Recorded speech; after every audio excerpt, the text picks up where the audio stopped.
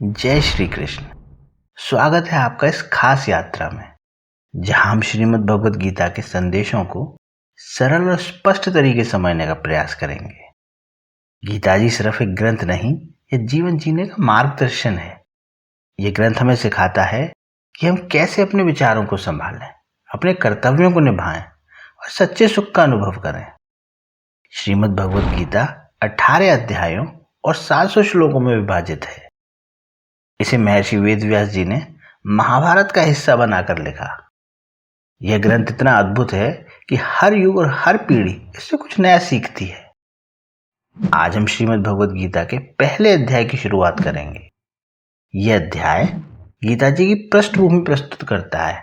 यहाँ भगवान श्री कृष्ण और अर्जुन के बीच संवाद अभी शुरू नहीं हुआ है। सही मायनों में यह संवाद दूसरे अध्याय के 11वें श्लोक से आरंभ होता है। पहला अध्याय हमें महाभारत के युद्ध के आरंभ में अर्जुन की मानसिक स्थिति को समझने का अवसर देता है। बात तब की है जब पांडवों ने 12 वर्ष का वनवास और 1 वर्ष का अज्ञातवास समाप्त होने पर प्रतिज्ञा के अनुसार अपना आधा राज्य मांगा। तब दुर्योधन ने आधा राज्य तो क्या, सुई की नोक जितनी जमीन भी बिना युद्ध के देनी स्वीकार नहीं की। इस प्रकार पांडव और कौरवों का युद्ध होना निश्चित हो गया और दोनों ओर से युद्ध की तैयारी होने लगी। महर्षि वेदव्यास जी का धृतराष्ट्र पर बहुत स्नेह था। उस स्नेह के कारण उन्होंने धृतराष्ट्र के पास आकर कहा कि युद्ध होना और उसमें क्षत्रियों का महासंहार होना तय है, इसे कोई टाल नहीं सकता। यदि तुम युद्ध देखना चाहो तो मैं तुम्हें दिव्य दृष्टि दे सकता हूं, जिससे तुम यहीं बैठे बैठे युद्ध को अच्छी तरह से देख सकते हो। इस पर धृतराष्ट्र ने कहा कि मैं जन्म भर अंधा रहा, अब अपने कुल के संहार को मैं नहीं देखना चाहता, परंतु युद्ध कैसे हो रहा है यह समाचार जरूर सुनना चाहता हूं। तब व्यास जी ने कहा कि मैं संजय को दिव्य दृष्टि देता हूं, जिससे संपूर्ण युद्ध को, संपूर्ण घटनाओं को, यहां तक कि सैनिकों के मन में आई हुई बातों को भी जान लेगा, सुन लेगा, देख लेगा और सब बातें तुम्हें बता भी देगा। ऐसा कहकर व्यास जी ने संजय को दिव्य दृष्टि प्रदान की। निश्चित समय के अनुसार कुरुक्षेत्र में युद्ध आरंभ हुआ। 10 दिन तक संजय युद्ध स्थल में ही रहे। जब पितामह भीष्म बाणों के द्वारा रथ से गिरा दिए गए, तब संजय ने हस्तिनापुर में आकर धृतराष्ट्र को यह समाचार सुनाया। इस समाचार को सुनकर धृतराष्ट्र को बड़ा दुख हुआ और वे विलाप करने लगे।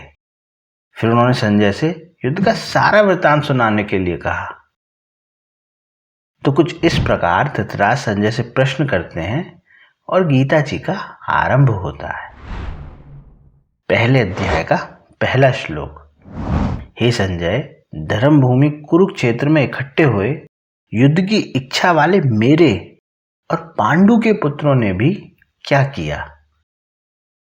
यूं तो युद्ध के बारे में काफी कुछ जानने की उत्सुकता में किया गया धृतराष्ट्र द्वारा ये एक साधारण प्रश्न है, लेकिन यहां अगर आप ध्यान दें तो गीता जी में धर्म शब्द को गहराई से समझाने का एक सुंदर दृष्टांत प्रस्तुत किया गया है।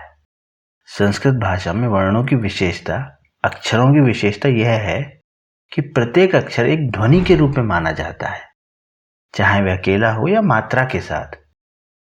इस आधार पर गीता के पहले श्लोक के पहले शब्द धर्म से धर और 18वें अध्याय के अंतिम श्लोक के अंतिम शब्द मम से म मिलाकर धर्म शब्द बनता है। यह संकेत करता है कि गीता का आरंभ और अंत दोनों धर्म पर आधारित है। इसका गहरा अर्थ यह है कि गीता के सारे सिद्धांत और उपदेश धर्म के चारों ओर घूमते हैं। धर्म का पालन करना गीता जी के संदेशों को जीवन में उतारना है और गीता जी के सिद्धांतों के अनुसार कर्म करना स्वयं धर्म का आचरण करना है। धृतराष्ट्र के इस प्रकार प्रश्न पूछने पर कि युद्ध की इच्छा वाले मेरे और पांडु के पुत्रों ने भी क्या किया, संजय आगे के श्लोक में उत्तर देना आरंभ करते हैं। संजय कहते हैं, उस समय वज्रव्यूह से खड़ी हुई पांडवों की सेना को देखकर और द्रोणाचार्य के पास जाकर राजा दुर्योधन ने यह वचन बोले। इस श्लोक में दुर्योधन जब पांडवों की सेना को देखता है तो वह सीधे गुरु द्रोणाचार्य के पास जाता है। दुर्योधन की इस हरकत से 2 खास बातें स्पष्ट होती हैं। नंबर 1, डर और सुरक्षा का भाव। पांडवों की सेना संख्या में छोटी होने के बावजूद जिस उत्साह और जोश के साथ खड़ी थी, वह दुर्योधन की सेना की तुलना में अधिक प्रभावशाली लग रही थी। इसे देखकर दुर्योधन भयभीत और असुरक्षित महसूस करता है, क्योंकि उसे यह एहसास होता है कि पांडवों की सेना के संकल्प और उत्साह के सामने उसकी विशाल सेना कमजोर पड़ सकती है। नंबर 2, द्रोणाचार्य के पास जाने का कारण।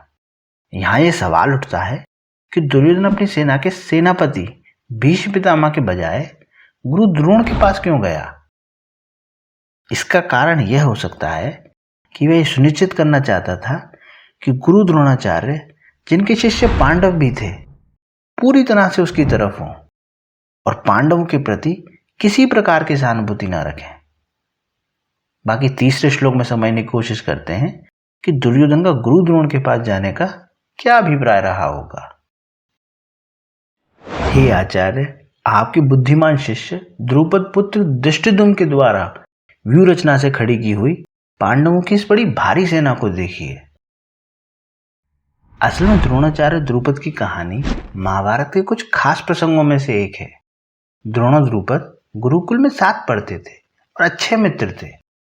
उस समय द्रुपद ने द्रोण से वादा किया था कि जब वह राजा बनेगा, अपनी आधी संपत्ति और राज्यों से देगा, माने द्रोण के साथ साझा करेगा। समय के साथ द्रुपद राजा बन गया, लेकिन उसकी सोच बदल गई। दूसरी ओर द्रोणाचार्य का जीवन गरीबी में बीत रहा था।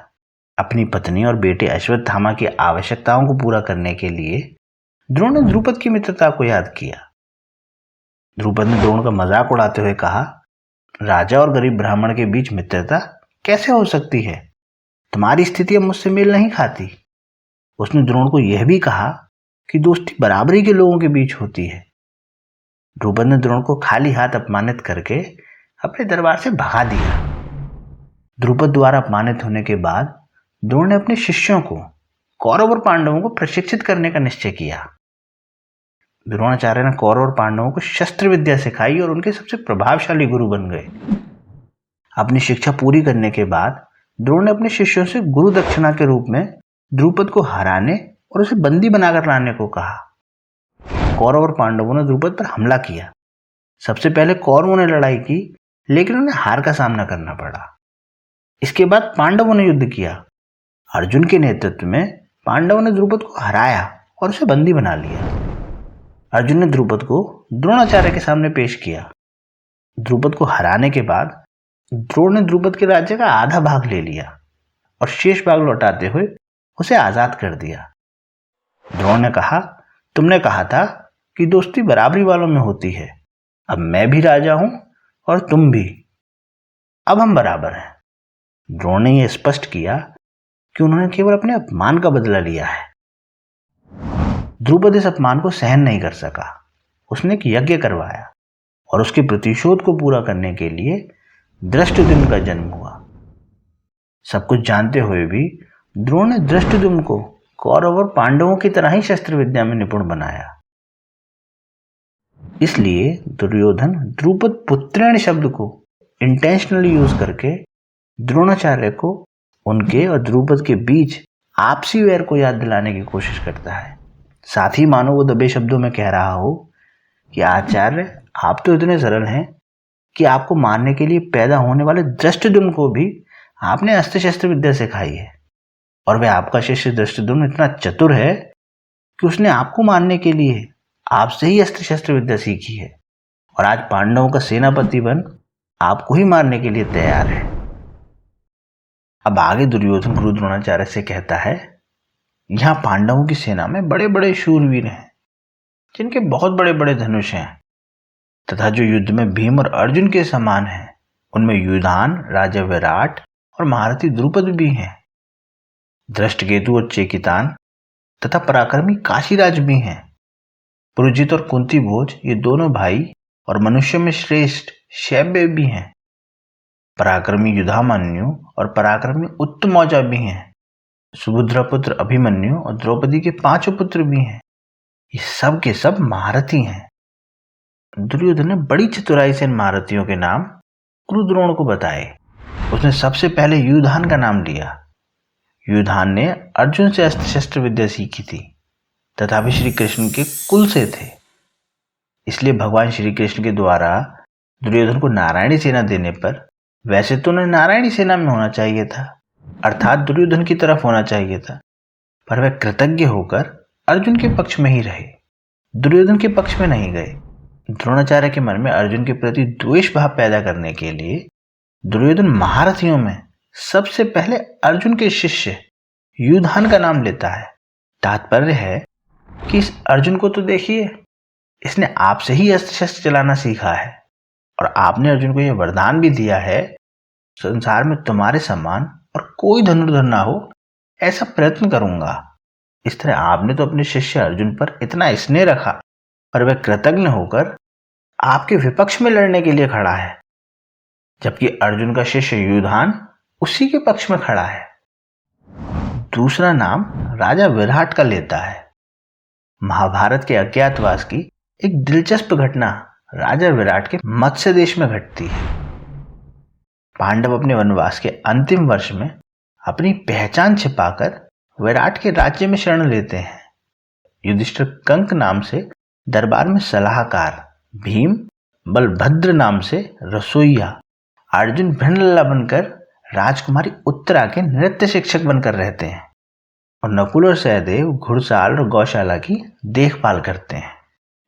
एक दिन त्रिगत नरेश सुशर्मा ने विराट पर हमला किया और उनके गोधन को लूट लिया। राजा विराट अपनी सेना लेकर सुशर्मा से लड़ने गए, जिसमें युधिष्ठिर, भीम, नकुल और सहदेव ने उनकी मदद की। भीम ने अपनी अद्भुत शक्ति से सुशर्मा को पराजित किया और गायों को छुड़ा लिया। इसी बीच कौरवों ने मत्स्य देश पर हमला कर दिया ताकि पांडवों की पहचान उजागर हो सके। अर्जुन, जो भिंडलल्ला के वेश में थे, अकेले ही इस युद्ध का नेतृत्व करते हैं और उन्होंने अपनी अद्वितीय युद्ध कला और सम्मोहन अस्त्र का प्रयोग कर भीष्म, द्रोण, कर्ण जैसे महारथियों को हराया और कौरव सेना को पराजित कर दिया। उनकी वीरता को देखकर राजा विराट अचंभित हुए। तब तो किसी प्रकार पांडवों ने अपनी पहचान छुपा ली, लेकिन बाद में जब उनका अज्ञातवास सफलतापूर्वक समाप्त हुआ, तब उन्होंने अपनी असली पहचान उजागर की और राजा विराट ने अर्जुन के पुत्र अभिमन्यु से अपनी पुत्री उत्तरा का विवाह कराया। राजा विराट के साथ द्रोणाचार्य का ऐसा कोई वैर भाव या द्वेष भाव नहीं था, परंतु दुर्योधन ये समझता था, अगर युधान के बाद में द्रुपद का नाम लेता हूं तो द्रोणाचार्य के मन में यह भाव आ सकता है कि दुर्योधन पांडवों के विरोध में मेरे को उकसाकर युद्ध के लिए विशेषता से प्रेरणा कर रहा है तथा मेरे मन में पांडवों के प्रति वैर भाव पैदा कर रहा है। इसलिए दुर्योधन पहले विराट का नाम लेता है, जिससे द्रोणाचार्य उसकी चालाकी समझ ना सकें। फिर द्रुपद का नाम लेता है, साथ ही और भी महारथियों के नाम लेता है, जिनमें चेकितान, काशी के राजा, पुरजित, कुंती भोज, शैब्य, युधामन्यु और उत्तमौजा, अभिमन्यु, द्रौपदी के 5 पुत्र भी शामिल हैं। असल में दुर्योधन की यह बड़ी सोची समझी योजना थी, जिससे वे गुरु द्रोणाचार्य को पांडवों के खिलाफ पूरी ताकत से लड़ने के लिए प्रेरित कर सके। उसने हर नाम का उल्लेख सोच समझ कर किया ताकि गुरु द्रोण उसके पक्ष में और उत्साह से युद्ध करें। अब आगे, हे द्विजोत्तम, हमारे पक्ष में भी जो मुख्य हैं उन पर भी आप ध्यान दीजिए।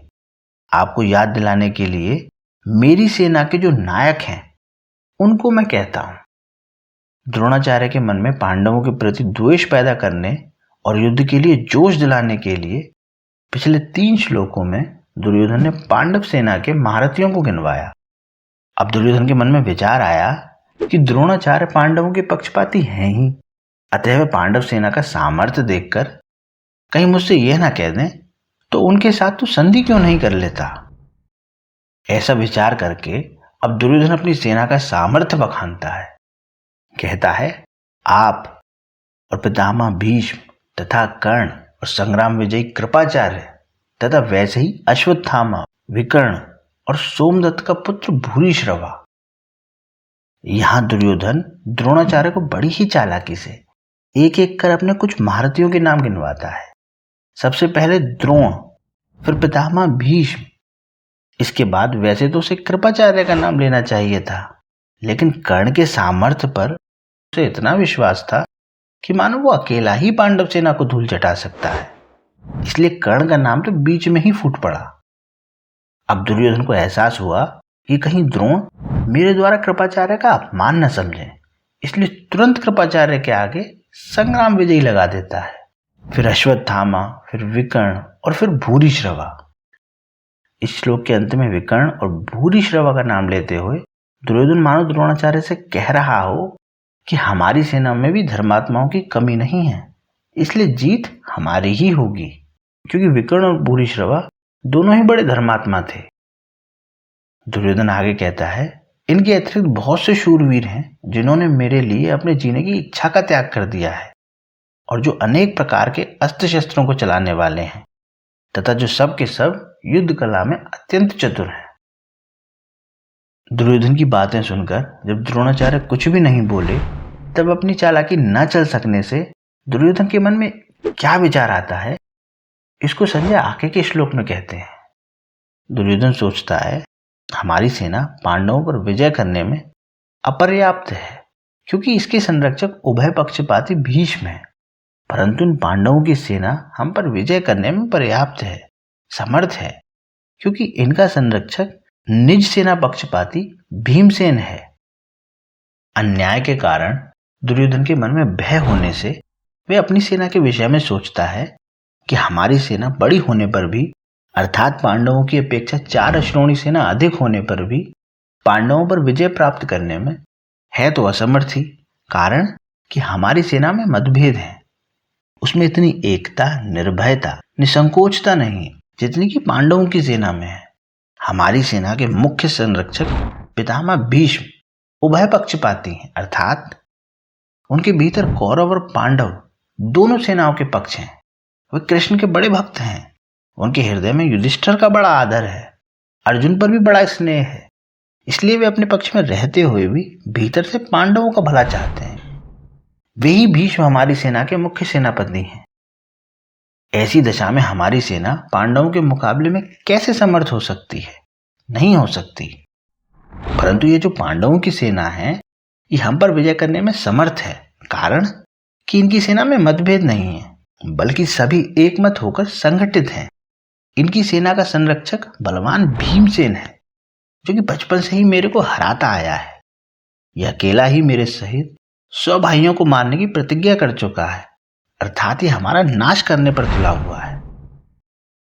यहां यह शंका हो सकती है कि दुर्योधन ने अपनी सेना के संरक्षक के लिए भीष्म जी का नाम लिया, जो कि सेनापति पद पर नियुक्त थे, परंतु पांडव सेना के संरक्षक के लिए भीमसेन का नाम लिया, जो कि सेनापति नहीं है, बल्कि द्रुपद पुत्र धृष्टद्युम्न है। इसका समाधान यह है कि दुर्योधन इस समय सेनापतियों की बात नहीं सोच रहा है, किंतु दोनों सेनाओं की शक्ति के विषय में सोच रहा है कि किस सेना की शक्ति अधिक है। दुर्योधन पर आरंभ से ही भीमसेन की शक्ति का, बलवत्ता का अधिक प्रभाव पड़ा हुआ है, अतः वह पांडव सेना के संरक्षक के लिए भीमसेन का ही नाम लेता है। विशेष बात, अर्जुन कौरव सेना को देखकर किसी के पास न जाकर हाथ में धनुष उठाते हैं। यह बात आपको इसी अध्याय के 20वें श्लोक में सुनने को मिलेगी। पर दुर्योधन पांडव सेना को देखकर द्रोणाचार्य के पास जाता है और उनसे पांडवों की व्यूरचना युक्त सेना को देखने के लिए कहता है। इससे सिद्ध होता है कि दुर्योधन के हृदय में भय उठा हुआ है। भीतर में भय होने पर वह चालाकी से द्रोण को प्रसन्न करना चाहता है, उनको पांडवों के विरुद्ध उकसाना चाहता है, कारण कि दुर्योधन के हृदय में अधर्म है, अन्याय है, पाप है। अन्यायी पापी व्यक्ति कभी निर्भय और सुख शांति से नहीं रह सकता, यह नियम है। परंतु अर्जुन के भीतर धर्म है, न्याय है, इसलिए अर्जुन के भीतर अपना स्वार्थ सिद्ध करने के लिए चालाकी नहीं है, भय नहीं है, किंतु उत्साह है, वीरता है। तभी तो वो वीरता में आकर सेना निरीक्षण करने के लिए भगवान को आज्ञा देते हैं कि हे अच्युत, दोनों सेनाओं के मध्य में मेरे रथ को खड़ा कर दीजिए। यह बात आपको इसी अध्याय के 21वें श्लोक में सुनने को मिलेगी। इसका तात्पर्य है कि जिसके भीतर नाशवान धन संपत्ति आदि का आश्रय है, जिसके भीतर अधर्म है, अन्याय है, दुर्भाव है, उसके भीतर वास्तविक बल नहीं होता। वह भीतर से खोखला होता है और वह कभी निर्भय नहीं होता। परंतु जिसके भीतर अपने धर्म का पालन है, भगवान का आश्रय है, वह कभी भयभीत नहीं होता। उसका बल सच्चा होता है, वह सदा निश्चिंत और निर्भय रहता है। अब आगे दुर्योधन पितामह भीष्म को प्रसन्न करने के लिए अपनी सेना के सभी महारथियों से कहता है। दुर्योधन ऊपरी तौर पर अपनी सेना के महारथियों से बोला, आप सब के सब लोग सभी मोर्चों पर अपनी अपनी जगह दृढ़ता से स्थिर रहते हुए निश्चित रूप से पितामह भीष्म की ही चारों ओर से रक्षा करें। दुर्योधन सभी योद्धाओं से कहता है कि वे जिन मोर्चों पर नियुक्त हैं वहां दृढ़ता से डटे रहें और चारों ओर से भीष्म जी की रक्षा करें। इसका उद्देश्य भीष्म जी को अपने पक्ष में करना है। दुर्योधन विशेष रूप से शिखंडी से भीष्म जी की रक्षा करने पर जोर देता है, क्योंकि भीष्म जी ने शिखंडी से युद्ध न करने की प्रतिज्ञा की है। शिखंडी पूर्व जन्म में स्त्री था और इस जन्म में भी स्त्री से पुरुष बना है, इसलिए भीष्म जी उसे स्त्री ही मानते हैं। शिखंडी शंकर जी के वरदान से भीष्म जी का वध करने के लिए उत्पन्न हुआ है। दुर्योधन का मानना है कि यदि शिखंडी से भीष्म जी की रक्षा हो गई तो वे शत्रुओं का संहार कर हमारी विजय सुनिश्चित कर देंगे। जब द्रोणाचार्य ने कुछ नहीं कहा तो दुर्योधन का मनोबल टूट गया। यह देखकर संजय अगले श्लोक में दुर्योधन के प्रति भीष्म जी के स्नेह और अपनेपन को प्रकट करते हैं। दुर्योधन के हृदय में हर्ष उत्पन्न करते हुए कौरवों में वृद्ध प्रभावशाली पितामह भीष्म ने सिंह के समान गरज कर जोर से शंख बजाया। दुर्योधन के द्वारा चालाकी से कही गई बातों का द्रोणाचार्य ने कोई उत्तर नहीं दिया।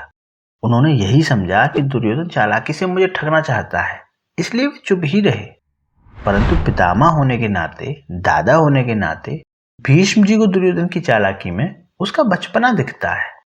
अतः पितामह भीष्म द्रोणाचार्य के समान चुप न रहकर वात्सल्य भाव के कारण दुर्योधन को हर्षित करते हुए शंख बजाते हैं।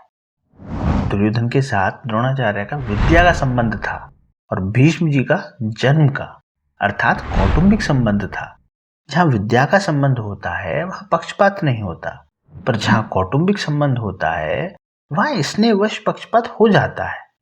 अतः दुर्योधन के द्वारा चालाकी से कहे गए वचन सुनकर द्रोणाचार्य चुप रहे, जिससे दुर्योधन का मानसिक उत्साह भंग हो गया। परंतु दुर्योधन को उदास देखकर कौटुंबिक स्नेह के कारण भीष्म जी शंख बजाते हैं। पितामह भीष्म के द्वारा शंख बजाने का परिणाम क्या हुआ, इसको संजय आगे के श्लोक में कहते हैं। उसके बाद शंख और भीरी नगाड़े तथा ढोल, मृदंग और नरसिंगे बाजे एक साथ ही बज उठे। उनका वह स्वर बड़ा भयंकर हुआ। हालांकि भीष्म जी ने युद्ध आरंभ की घोषणा करने के लिए शंख नहीं बजाया था, बल्कि दुर्योधन को प्रसन्न करने के लिए ही शंख बजाया था। लेकिन कौरव सेना ने भीष्म जी के शंख वादन को युद्ध की घोषणा ही समझा। अतः भीष्म जी के शंख बजाने पर कौरव सेना के शंख आदि सब बाजे एक साथ बज उठे। अब आगे इस अध्याय के आरंभ में ही धृतराष्ट्र ने संजय से पूछा था कि युद्ध क्षेत्र में मेरे और पांडु के पुत्रों ने क्या किया। अतः संजय ने दूसरे श्लोक से 13वें श्लोक तक धृतराष्ट्र के पुत्रों ने क्या किया इसका उत्तर दिया। अब आगे के श्लोक से संजय पांडु के पुत्रों ने क्या किया इसका उत्तर देते हैं। उसके बाद सफेद घोड़ों से युक्त महान रथ पर बैठे हुए लक्ष्मीपति भगवान श्री कृष्ण और पांडुपुत्र अर्जुन ने भी दिव्य शंखों को बड़े जोर से बजाया। यहाँ सुनने के लिए इन घोड़ों और इस रथ के पीछे एक कहानी छुपी हुई है। चित्ररथ गंधर्व ने अर्जुन को 100 घोड़े दिए थे। इन घोड़ों में यह विशेषता थी कि इनमें से युद्ध में कितने ही घोड़े क्यों न मर जाएं, पर इस संख्या में 100 के 100 ही बने रहते थे, कम नहीं होते थे। ये पृथ्वी, स्वर्ग आदि सभी स्थानों में आ जा सकते थे। इन्हीं 100 घोड़ों में से सुंदर और सुशिक्षित 4 सफेद घोड़े अर्जुन के रथ में जुटे हुए थे।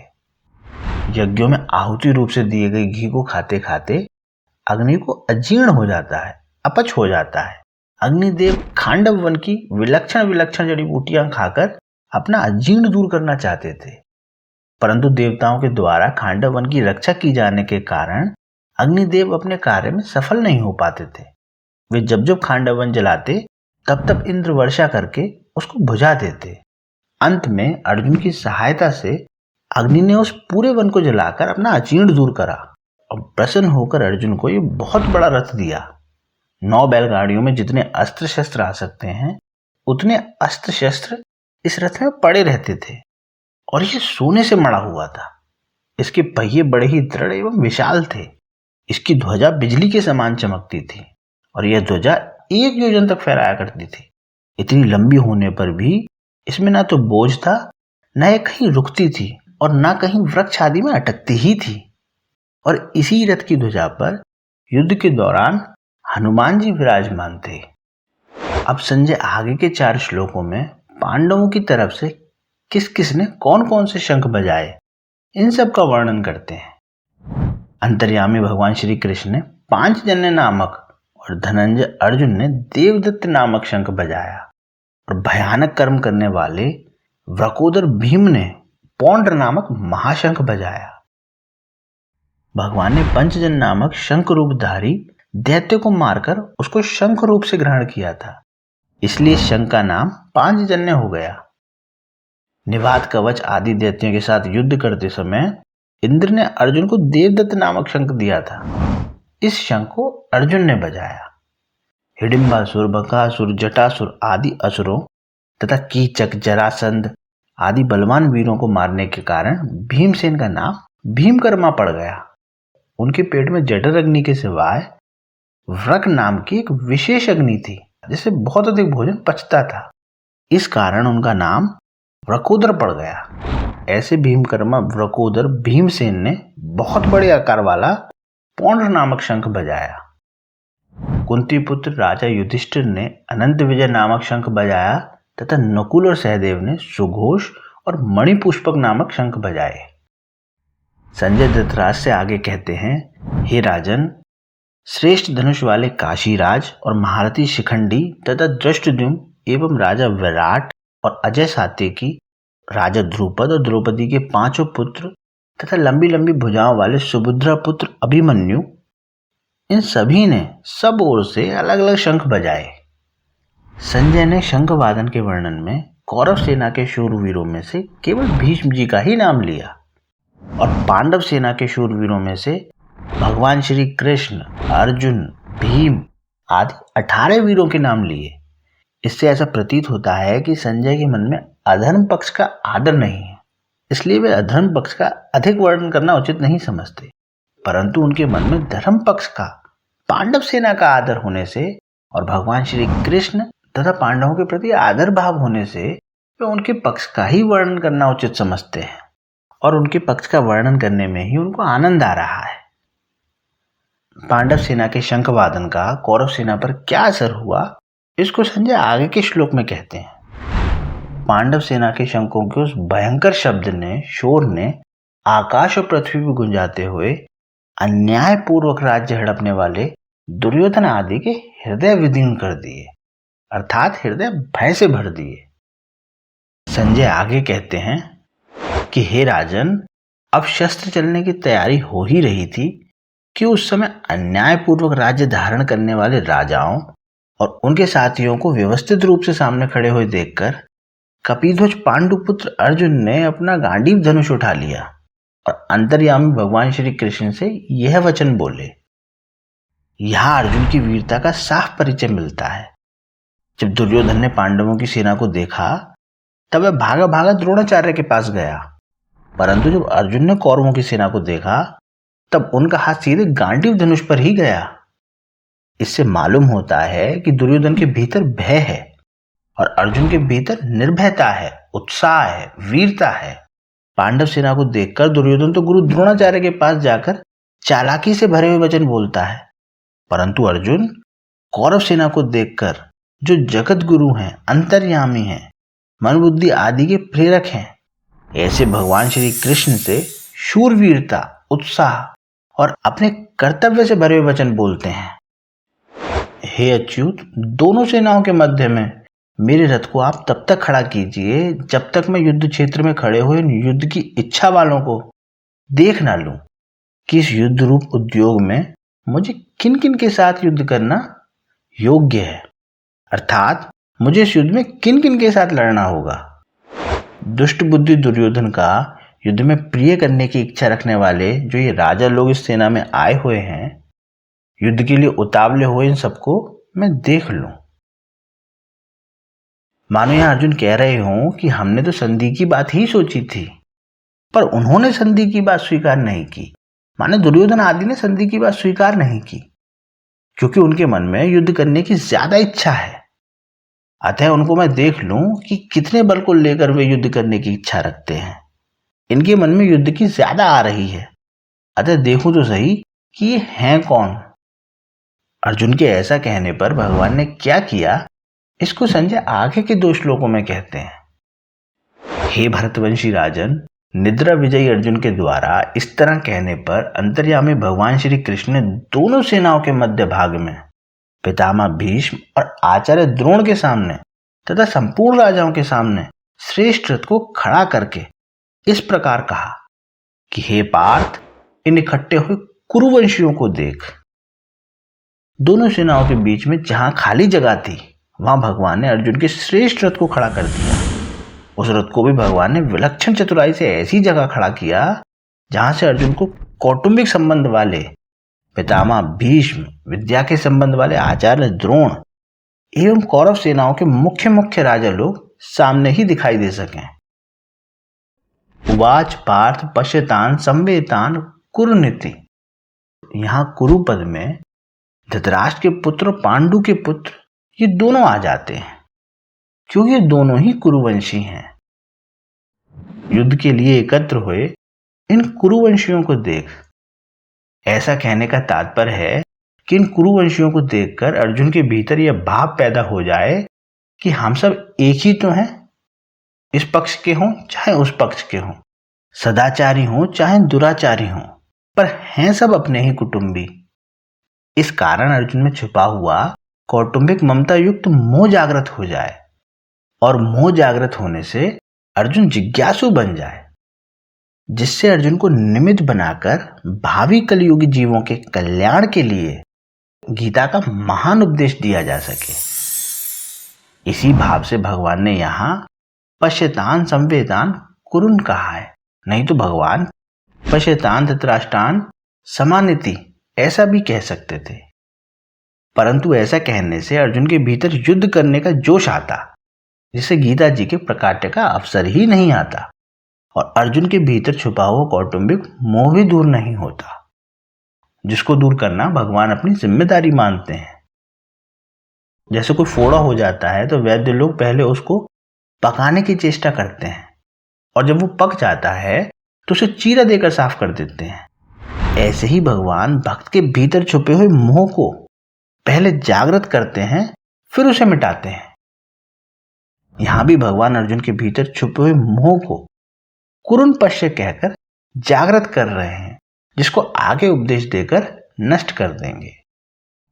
अर्जुन ने कहा था कि इनको मैं देख लूं, अतः यहां भगवान को पश्य, तू देख ले, ऐसा कहने की जरूरत ही नहीं थी। भगवान को तो केवल रथ खड़ा कर देना चाहिए था, परंतु भगवान ने रथ खड़ा करके अर्जुन के मोह को जागृत करने के लिए ही कुरुन पश्य, इन कुरुवंशियों को देख, ऐसा कहा। पिछले श्लोक में भगवान ने अर्जुन से कुरुवंशियों को देखने के लिए कहा। उसके बाद क्या हुआ इसका वर्णन संजय आगे के श्लोकों में करते हैं। उसके बाद प्रथानंदन अर्जुन ने उन दोनों ही सेनाओं में स्थित पिताओं को, पितामहों को, आचार्यों को, मामाओं को, भाइयों को, पुत्रों को, पौत्रों को तथा मित्रों को, ससुरों को और सज्जनों को भी देखा। जब भगवान ने अर्जुन से कहा इस रणभूमि में इकट्ठे हुए कुरुवंशियों को देख, तब अर्जुन की दृष्टि दोनों सेनाओं में स्थित अपने कुटुंबियों पर गई। उन्होंने देखा कि उन सेनाओं में युद्ध के लिए अपने अपने स्थान पर भूरिश्रवा आदि पिता के भाई खड़े हैं, जो कि मेरे लिए पिता के समान हैं। भीष्म, सोमदत्त आदि पितामह खड़े हैं, माने दादा खड़े हैं। द्रोण, कृप आदि आचार्य खड़े हैं। पुरजित, कुंती भोज, शल्य, शकुनी आदि मामा खड़े हैं। भीम, दुर्योधन आदि भाई खड़े हैं। अभिमन्यु, घटोत्कच, लक्ष्मण आदि मेरे और मेरे भाइयों के पुत्र खड़े हैं। लक्ष्मण आदि के पुत्र खड़े हैं जो कि मेरे पौत्र हैं। दुर्योधन के अश्वत्थामा, कर्ण आदि मित्र खड़े हैं और ऐसे ही अपने पक्ष के मित्र भी खड़े हैं। द्रुपद, शैब्य आदि ससुर खड़े हैं। बिना किसी हेतु के अपने अपने पक्ष का हित चाहने वाले सात्विकी, कृतवर्मा आदि सज्जन भी खड़े हैं। इसके बाद संजय बताते हैं, अपनी अपनी जगह स्थित उन संपूर्ण बांधवों को देखकर वे कुंती नंदन अर्जुन अत्यंत कायरता से युक्त होकर विषाद करते हुए ऐसा बोले। कुछ समय पहले अर्जुन वीरता से भरे हुए थे, अपना गांडीव धनुष उठाते हैं और भगवान श्री कृष्ण से कहते हैं, हे अच्युत, मेरा रथ युद्ध के बीचों बीच खड़ा कर दीजिए, जरा देखूं तो सही मुझे किन किन से युद्ध करना है। वही कुंती नंदन अर्जुन अत्यंत कायरता से युक्त हो जाते हैं। दोनों ही सेनाओं में अपने संबंधी देखने से अर्जुन के मन में यह विचार आया कि युद्ध में चाहे इस पक्ष के लोग मरें चाहे उस पक्ष के लोग मरें, नुकसान हमारा ही होगा, कुल तो हमारा ही नष्ट होगा, संबंधी तो हमारे ही मारे जाएंगे। ऐसा विचार आने से अर्जुन की युद्ध की इच्छा तो मिट गई और भीतर में कायरता आ गई। इसको लेकर अर्जुन बहुत दुखी हो गए और इस अवस्था में वो जो वचन बोलते हैं उनका वर्णन आगे के श्लोकों में किया गया है। अब विषाद में डूबे अर्जुन भगवान श्री कृष्ण से बोले, हे कृष्ण, युद्ध की इच्छा वाले मेरे इस कुटुंब समुदाय को अपने सामने उपस्थित देखकर मेरे अंग शिथिल हो रहे हैं और मुख सूख रहा है तथा शरीर में कपकपी आ रही एवं रोंगटे खड़े हो रहे हैं। हाथ से गांडीव धनुष गिर रहा है, त्वचा भी जल रही है, मन भी भ्रमित सा हो रहा है और मैं खड़े रहने में भी असमर्थ हो रहा हूं। हे केशव, मैं लक्षणों को भी विपरीत देख रहा हूं और युद्ध में स्वजनों को मारकर लाभ भी नहीं देख रहा हूं। असल में किसी भी कार्य के आरंभ में मन में जितना अधिक उत्साह होता है वह उत्साह उस कार्य को उतना ही सिद्ध करने वाला होता है, परंतु अगर कार्य के आरंभ में ही उत्साह भंग हो जाए, मन में संकल्प विकल्प ठीक नहीं हो, तो उस कार्य का परिणाम अच्छा नहीं होता।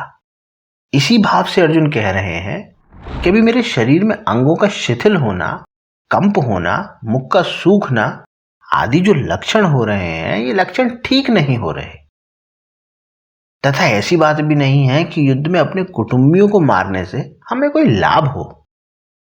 इस युद्ध के परिणाम में हमारे लिए लोक और परलोक दोनों ही हितकर नहीं दिखते। कारण कि जो अपने कुल का नाश करता है वह अत्यंत पापी होता है। अतः कुल का नाश करने से हमें पाप ही लगेगा, जिससे नरक की ही प्राप्ति होगी। अर्जुन आगे कहते हैं, हे कृष्ण, मैं ना तो विजय चाहता हूं, ना ही राज्य और ना सुखों को ही चाहता हूं। हे गोविंद, हम लोगों को राज्य से क्या लाभ, भोगों से क्या लाभ अथवा जीने से भी क्या लाभ। यहां मानो अर्जुन कहना चाहते हो कि मान लें अगर युद्ध में हमारी विजय हो जाए तो विजय होने से पूरी पृथ्वी पर हमारा राज्य हो जाएगा, अधिकार हो जाएगा। पृथ्वी का राज्य मिलने से हमें अनेक प्रकार के सुख मिलेंगे, परंतु इनमें से मैं कुछ भी नहीं चाहता। अर्थात मेरे मन में विजय, राज्य एवं सुखों की कामना नहीं है।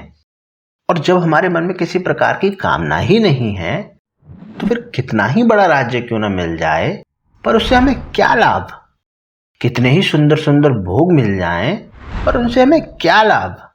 अथवा कुटुंबियों को मारकर हम राज्य के सुख भोगते हुए कितने ही वर्ष जीते रहें, पर उससे भी हमें क्या लाभ। तात्पर्य है कि ये विजय, राज्य और भोग तभी सुख दे सकते हैं जब भीतर में इनकी कामना हो, इनकी प्रियता हो, इनका महत्व हो। परंतु हमारे भीतर तो इनकी कामना ही नहीं है, अतः ये हमें क्या सुख दे सकते हैं।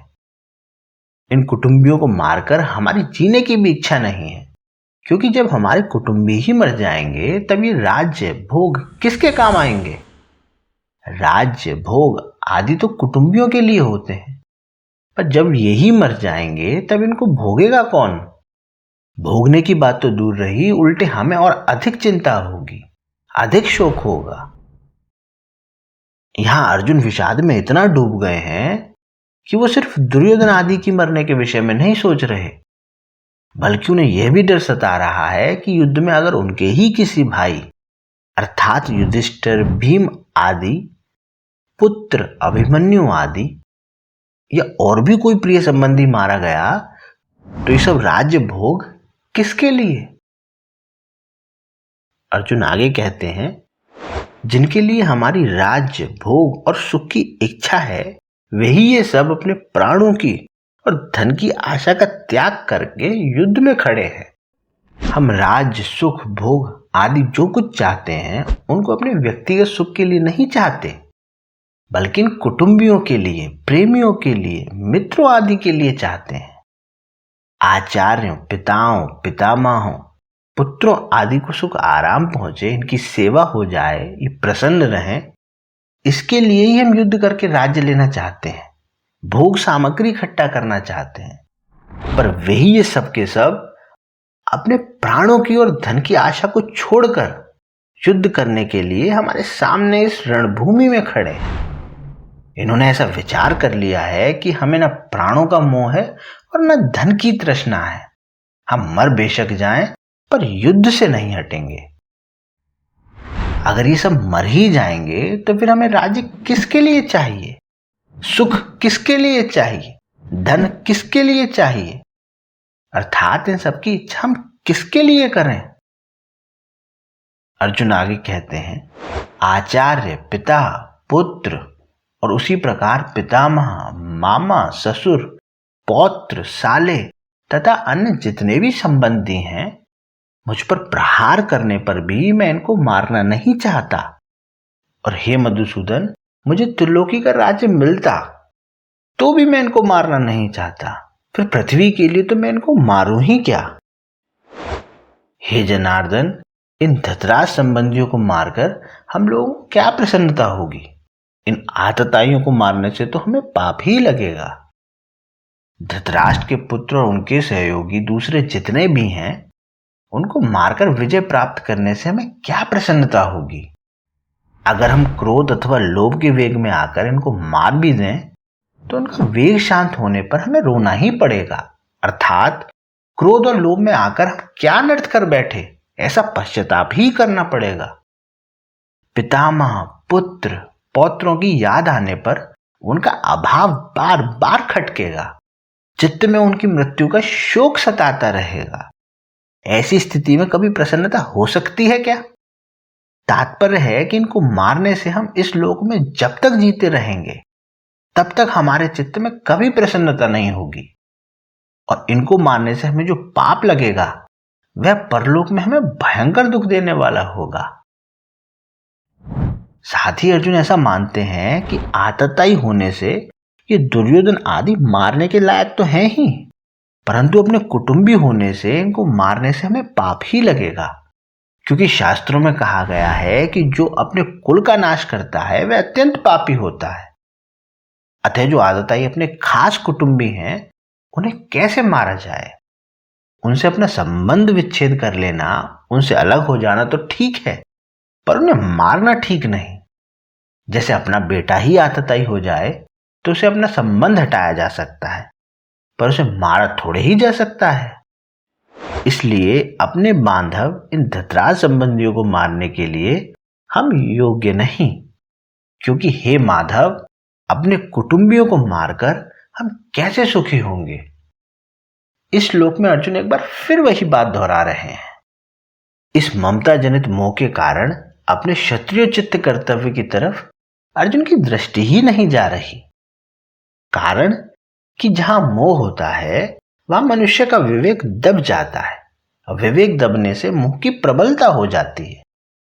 मोह के प्रबल होने से अपने कर्तव्य का स्पष्ट भान नहीं होता।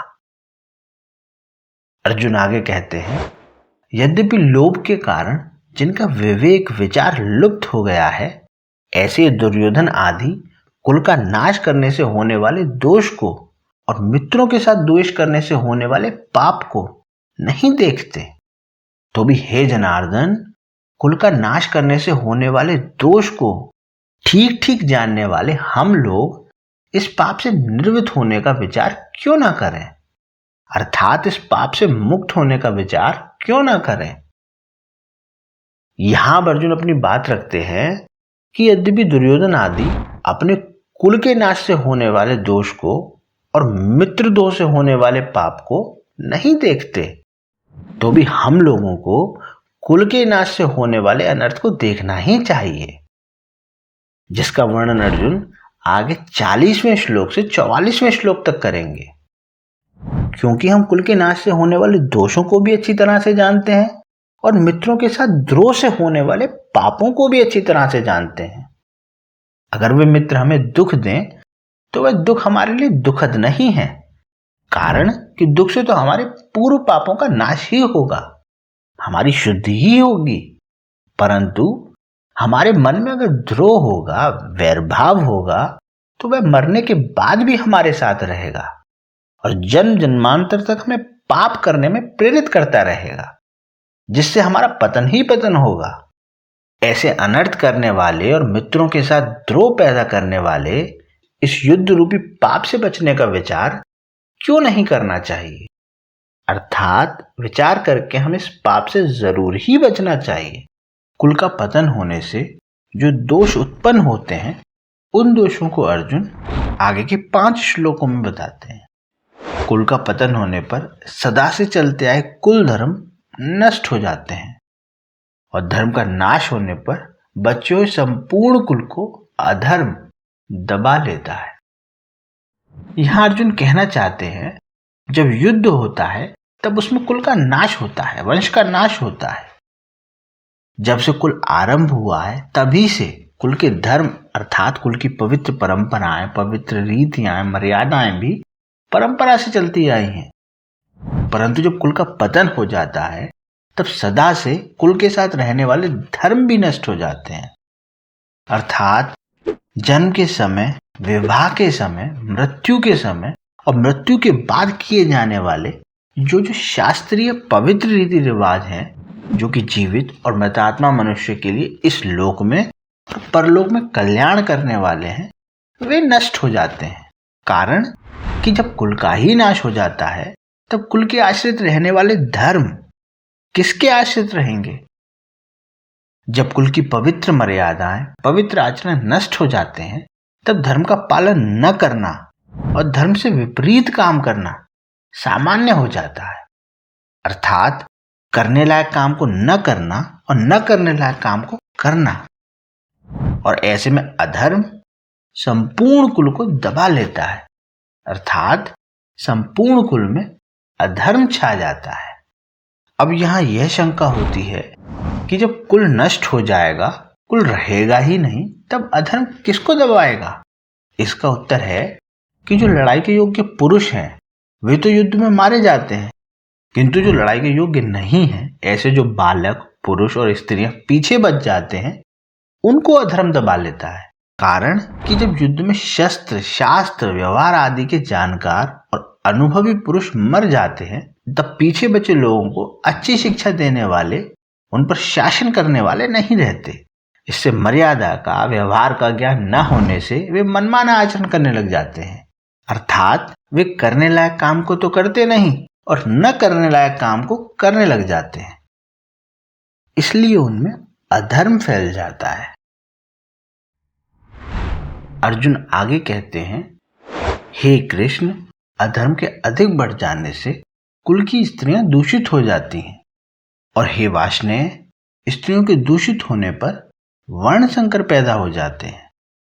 इसे आप ऐसे समझ सकते हैं, धर्म का पालन करने से अंतःकरण शुद्ध हो जाता है। अंतःकरण शुद्ध होने से बुद्धि सात्विक बनी रहती है। सात्विक बुद्धि में क्या करना चाहिए, क्या नहीं करना चाहिए, इसका विवेक जागृत रहता है। परंतु जब कुल में अधर्म बढ़ जाता है तब आचरण अशुद्ध होने लगते हैं, जिससे अंतःकरण अशुद्ध हो जाता है।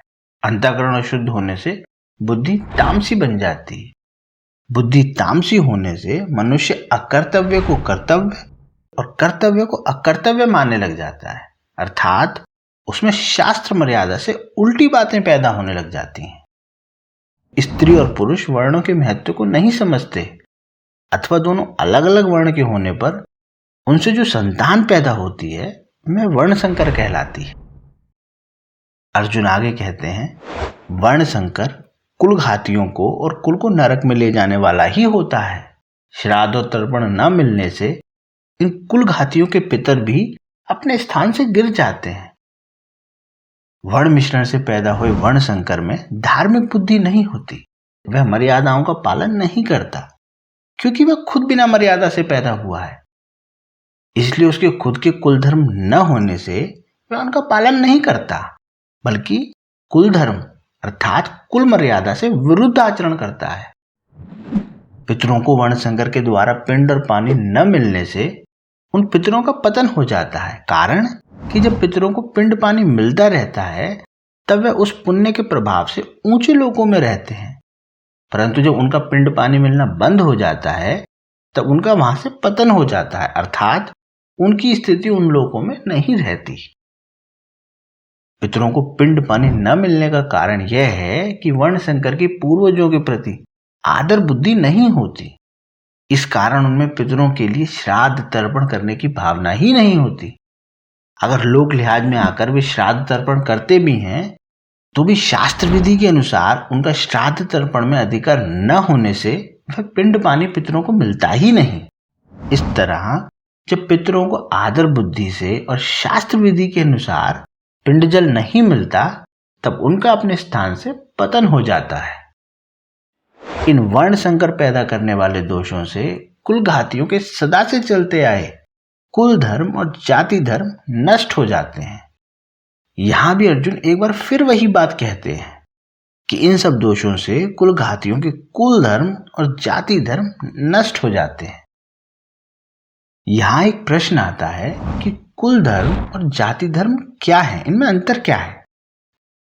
एक ही जाति में एक कुल की यानी एक परिवार की, एक खानदान की जो अपनी अलग अलग परंपराएं हैं, अलग अलग मर्यादाएं हैं, अलग अलग आचरण हैं, वे सभी उस कुल के, उस परिवार के, उस खानदान के कुल धर्म कहलाते हैं। और एक ही जाति के संपूर्ण कुलों के समुदाय को लेकर जो धर्म कहे जाते हैं वे सभी जाति धर्म अर्थात वर्ण धर्म कहलाते हैं, जो कि सामान्य धर्म है और शास्त्र के अनुसार निर्धारित है। इन कुल धर्मों का और जाति धर्मों का आचरण न होने से ये धर्म नष्ट हो जाते हैं। हे जनार्दन, जिनके कुल धर्म नष्ट हो जाते हैं उन मनुष्यों का बहुत काल तक नरकों में वास होता है, ऐसा हम सुनते आए हैं। पिछले 5 श्लोकों में अर्जुन ने कुल के नाश से होने वाले दोषों का स्पष्ट वर्णन किया। अब आगे अर्जुन कहते हैं, यह बड़े आश्चर्य और खेद की बात है कि हम लोग बड़ा भारी पाप करने का निश्चय कर बैठे हैं, जो कि राज्य और सुख के लोभ से अपने स्वजनों को मारने के लिए तैयार हो गए हैं। मानो यहां अर्जुन कहना चाहते हो, ये दुर्योधन आदि दुष्ट है, इनकी धर्म पर दृष्टि नहीं है, इन पर लोभ सवार हो गया है, इसलिए युद्ध के लिए तैयार हो गए हैं, तो कोई आश्चर्य की बात नहीं है। परंतु हम लोग तो धर्म अधर्म को, कर्तव्य अकर्तव्य को, पुण्य पाप को जानने वाले हैं। ऐसे जानकार होते हुए भी अनजान मनुष्यों की तरह हम लोग बड़ा भारी पाप करने का निश्चय कर बैठे हैं। इतना ही नहीं, युद्ध में अपने स्वजनों को मारने के लिए अस्त्र शस्त्र लेकर तैयार हो गए हैं। ये हम लोगों के लिए बड़े भारी आश्चर्य की बात है, बड़े दुख की बात है। हमारी जो जानकारी है, हमने जो शास्त्रों से सुना है, गुरुजनों से जो शिक्षा पाई है, जो अपने जीवन को सुधारने का विचार किया है, उन सब का अनादर करके आज हमने युद्ध रूपी पाप करने के लिए विचार कर लिया है। यह बड़ा भारी पाप है। पाप करने का निश्चय करने में और स्वजनों को मारने के लिए तैयार होने में केवल राज्य का और सुख का लोभ ही कारण है। तात्पर्य है कि अगर युद्ध में हमारी विजय हो जाएगी तो हमें राज्य मिल जाएगा, वैभव मिल जाएगा, हमारा आदर सत्कार होगा, हमारी महत्ता बढ़ जाएगी, पूरे राज्य पर हमारा प्रभाव रहेगा, सब जगह हमारा हुक्म चलेगा। हमारे पास धन होने से हम मनचाही भोग सामग्री जुटा लेंगे, खूब आराम करेंगे, खूब सुख भोगेंगे। इस तरह हमारे ऊपर राज्य और सुख का लोभ छा गया है, जो हमारे जैसे मनुष्यों के लिए सर्वथा अनुचित है। अर्जुन आगे कहते हैं, अगर ये हाथों में शस्त्र और अस्त्र लिए हुए धृतराष्ट्र के पक्षपाती लोग युद्ध भूमि में सामना न करने वाले तथा शस्त्र रहित मुझे मार भी दें तो वह मेरे लिए बड़ा ही हितकारक होगा। यहां मानो अर्जुन ऐसा कहना चाह रहे हैं कि अगर मैं युद्ध से सर्वथा निर्वत हो जाऊं तो शायद दुर्योधन आदि भी युद्ध से निर्वत हो जाएं। कारण कि जब हम कुछ चाहेंगे ही नहीं, लड़ेंगे भी नहीं, तो फिर ये लोग युद्ध करेंगे ही क्यों? परंतु कदाचित जोश से भरे हुए तथा हाथों में शस्त्र धारण किए हुए धृतराष्ट्र पक्षपाती लोग सदा के लिए हमारे रास्ते का कांटा निकल जाए, बैरी समाप्त हो जाए, ऐसा विचार करके सामना न करने वाले तथा शस्त्र रहित मेरे को मार भी दें तो उनका वह मारना मेरे लिए हितकारक ही होगा। कारण कि मैंने युद्ध में गुरुजनों को मारकर बड़ा भारी पाप करने का जो निश्चय किया था, उस निश्चय रूप पाप का प्रायश्चित हो जाएगा। उस पाप से मैं शुद्ध हो जाऊंगा। तात्पर्य है कि अगर मैं युद्ध नहीं करूंगा तो मैं खुद भी पाप से बचूंगा और मेरे कुल का भी नाश नहीं होगा। यहां मन में यह बात आ सकती है कि अर्जुन ही बोले जा रहे हैं, भगवान श्री कृष्ण क्यों कुछ नहीं कह रहे? इसका समाधान यह है कि भगवान ने यह सोचा कि एक बार अर्जुन के बोलने का सारा वेग निकल जाए तो मैं बोलूं, अर्थात बोलने से अर्जुन का शोक बाहर आ जाए, भीतर में कोई शोक बाकी ना रहे, तभी मेरे वचनों का उस पर असर होगा। अतः भगवान बीच में कुछ नहीं बोल रहे हैं। अब इस अध्याय के आखिरी श्लोक में संजय धृतराष्ट्र को बताते हैं, ऐसा कहकर शोकाकुल मन वाले अर्जुन बाण सहित धनुष का त्याग करके युद्ध भूमि में रथ के मध्य भाग में बैठ गए। युद्ध करना संपूर्ण अनर्थों का मूल है। युद्ध करने से यहाँ कुटुंबियों का नाश होगा, परलोकों में नरकों की प्राप्ति होगी आदि बातों को कहकर शोक से अत्यंत व्याकुल मन वाले अर्जुन ने युद्ध न करने का पक्का निर्णय कर लिया है। जिस रणभूमि में वे हाथ में धनुष लेकर उत्साह के साथ आए थे, उसी रणभूमि में उन्होंने अपने बाएं हाथ से गांडीव धनुष को और दाएं हाथ से बाण को नीचे रख दिया और स्वयं रथ के मध्य भाग में अर्थात दोनों सेनाओं को देखने के लिए जहां पर खड़े थे वहीं पर शोक मुद्रा में बैठ गए। जय श्री कृष्ण।